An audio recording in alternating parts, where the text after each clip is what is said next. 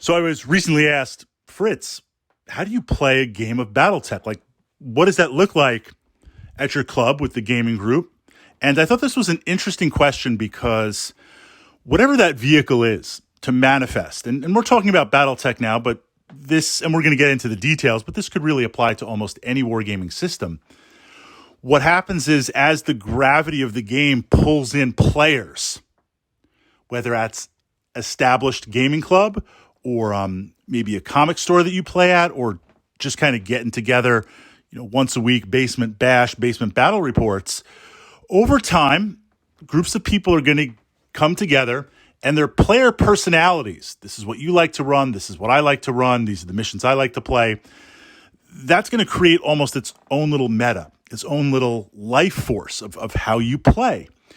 There's certain tactics that I always love. And while I would like to think I have a tactical command outside of that, if there's a chance for a glorious assault, I'm going to take it. I have to take it, right? Tabletop glory. That's in my player personality.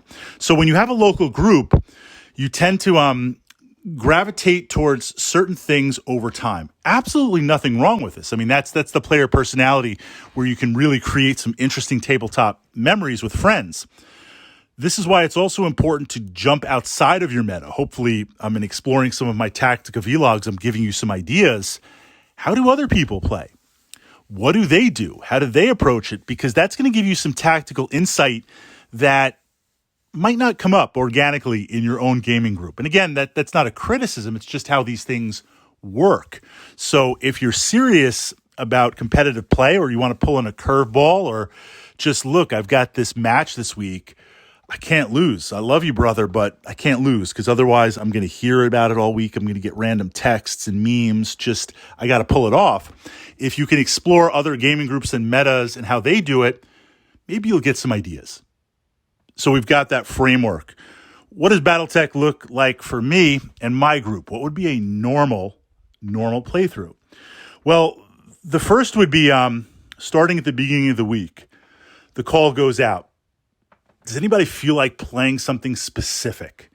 Do you want to do city fight? Do you want to do city tech? Is there a scenario you want to explore? Sometimes we'll agree to this together as a group on a whole. Sometimes someone might step forward and be like, I'll be the GM for this, the game master. I'll lay out the scenario. I'll lay out this. I'll track the mission briefings, and you get to play. I'm always open for anything. I played a lot of games of Battletech. I'm going to play a lot more games of Battletech. So anything that other players want to try or do, I'm good. Now, if you ask me, I'll say, yeah, City Fight, City Tech. I love those type of games. So the first way is to establish ahead of time, what does someone feel like doing? What does someone feel like playing? Second way, because sometimes someone will be like, we're open for anything. Then it's what I would call an open gaming.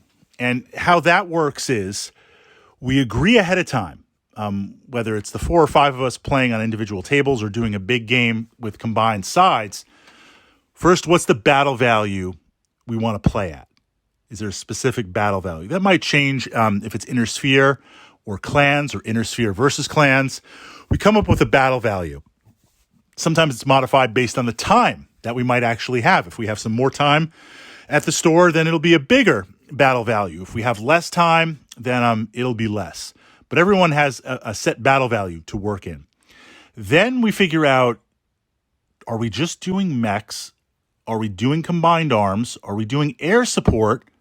Are we doing artillery or off-table support? It's kind of like a checklist. And everyone has to buy in. There's nothing worse than playing a game that you're ill-prepared for. And there was a time when I was working on some of my Space Elf Eldar lists. So I was playing a couple of different lists, trying out some of the different things. They were not optimized at all for competitive play, for tournament play. I'm trying stuff out. So I get to the store to play, setting up. It was kind of a random group of people, pick up games. And this guy goes, hey, I'm looking for a game. Hey, man, I'm always up to play someone new. Absolutely. And I was like, look, just ahead of time to let you know, I'm working on my list. I've got some core units, but then I've got some support units that I'm trying out, right? I don't have redundancy. I don't have necessarily the good list because I want to just get a couple of new things on the table to figure out where I want to go. Doesn't mean I'm not going to give you a good fight. Doesn't mean I'm not going to try and pull off some tactica, but this is this is an experimental type list. My opponent was like, hey, no problem. Like, I've got an experimental list too. I'm trying out some new units. I'm seeing what can happen. It'll be a lot of fun. So we set up the table. We've locked in the game. Everyone else has all their other partners to play.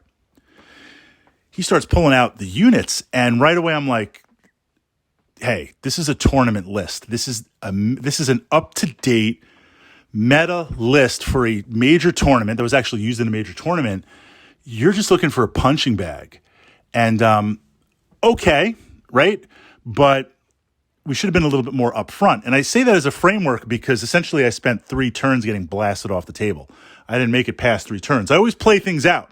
Always play the game out. There's always learning experiences. But there was no way, or very little way, never say never, never tell me the odds, of winning. And it was this powerless feeling of like, why did I bother showing up? You just should have been honest. I wouldn't have felt powerless if you were like, look, I've got a hard list. Know what you're up against. An example of that was at the store, a 40K player brought in a Titan and painted, no shortcuts. Remove the internals to the Titan and everything is painted, right? None of this like I don't have to do the interior or the canopies. I just kind of airbrush them so they're filled in, like reflective. Like, no, you didn't want to do the inside painting. Nothing wrong with that, but let's be honest. This thing was so beautiful. It was amazing. And immediately I was like, look, I need to fight this Titan right now. They were just coming to show it off. I'm like, I've got my Necrons. I don't know how many points I can throw down. I'll empty out the whole case. You'll probably blast me off in 3 or 4 turns. But we've got a beautiful Titan. My Necrons were tabletop. There was a competitive list. They were tabletop. They were good enough. But the board was fantastic. We were playing on. I'm like, this needs to happen. I need to be a part of it. I went into that. I got totally blasted off the table. It was easily one of my top 10 favorite games because we had so much fun just like going crazy. It was a lot of fun. I knew what I was getting into. So I say that because going back to Battletech, we all kind of agree ahead of time, like, what do we want to include in the game? So there's no surprises. What that means is sometimes someone new will join our group and be like, look, I've just got the mechs. I've got the packs. I'm moving into vehicles. I don't really have combined arms. I certainly don't have air support or a way to counter it. Well, I don't want to bring air support and blast you off the table with that. So maybe we don't agree to that. You also have this idea, there'll be times where if we agree to everything, I have to kind of make a guess where it's like, okay, I'm not going to bring any air support. My opponent might, I'm not. I'm going to pile in all the battle value into other stuff. Maybe I'll bring 2 partisans to kind of deal with that if there is some air support. And then I find out like there's mad mech busters coming at me and Shilones and other things just blasting me, strafing me, bombing me off the table. Well, I knew that going in. I have enough of a miniature collection and I need to make those choices with what I want to do. The safe thing would have been to bring a little bit of air support. So I say that for the framework of we agree what it is and everyone can make those decisions to include or not include. So we lock those in. Now, so you build your list during the week. You build your list. I come up with a great list. I'm really excited. I take the miniatures out of the case. I look at it before I go off to work. And then, like a day before, I'm like, oh, I got to redo that list, man. I got to come up with some other stuff. Oh, what if I bring this, bring that? We're getting that ready to go. From there, then when we show up to play, what we do is we randomize the maps. Between all of us, we have like so many hex maps. It's insane. Pull out your stack under the table, under the chairs, randomize, pull one out. Here's what you're fighting on. And then randomize the mission. We've got a bunch of missions. Most of the time it's head to head, but we've got different missions. So this way you don't really know what you're playing. You brought Irby, but it's just a complete desert map with not even like one tier 3 hill. That's where you are. One time I brought 4 fire starters. It was going to be the Burner Bros. And I was just going to be committing mad war crimes. And I was just so pumped to get these guys up there. And I figured it would be like some city fights, some city tech, because we had all the maps, right? I can burn down some bridges, I can burn down some buildings, burn out some woods, burn out some vehicles, whatever. And it was literally, that's what we're looking at right here, right? Literally a desert grassland map. There was like nothing. There was just nothing to happen. But that's how it goes. You got to build your list or not. So that framework is what, for us, for our group, would look like an average game of Battletech. I say that because, again, lots of ways to play, lots of ways to explore, but understanding how your gaming group operates then pushes you into building lists and developing player personalities. Have a lot of fun, but occasionally you want to break out of that. You want to pull yourself out of that possibility, and a great way to do that is to look at other gaming groups, other missions, or even other wargaming systems. On a sidebar, I've pushed up Mordheim, Tactica, up to the playlist here a while ago, and I've got some more Tactica coming up because I love Mordheim. About 3, 4, 5 times a year, we try to play like on a Saturday or a Sunday all day. Got a couple of different war bands that they've been around for years. They've been around as long as some of my AD&D characters. So I'm invested. I'm in. And my city terrain and some other players' city terrain, we literally, it's like the entire table is just the city of the damned. And this miniature skirmish game, Games Workshop, long live the old world. You're trying to find this magical weird stone. I have to say the missions are really, really fun and really, really unique to the point where we've pulled them in for other wargaming systems and obviously just changed the terminology, adapted it a little bit, and it's been a blast to play. Games Workshop is known for many things, good and bad. The missions for that system are fantastic. I'm just going to share one of them. This mission is to recover this piece of magical stone that exploded and is scattered throughout the city called Weirdstone. And your warband and my warband has determined that somewhere in this part of the city, this battle map, so you've got cities and ruined buildings and stuff like that, there's a hidden piece of Weirdstone. So you need to grab that stone, that piece, with your warband member and get off the table, exit the table in your deployment zone. Well, where's it located? Don't know. So what you do ahead of time is you mark each building, ruined building.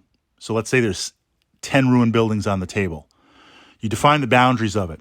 A warband member, a miniature that goes into that ruined area, that building, and spends a turn searching, rolls 2d6. On a 12, the weird stone is discovered. As you go through, so if it's not discovered, then you know it's not in that building. You go to another building, you go to another building, I go to a building, or it could be a park, could be a defined terrain piece. Doesn't necessarily have to be a building. And if it gets to the point where the last building is on the table and the weird stone hasn't been discovered, that's where it is. And this is a really fun mission. So much Tactica. We've played that with Battletech.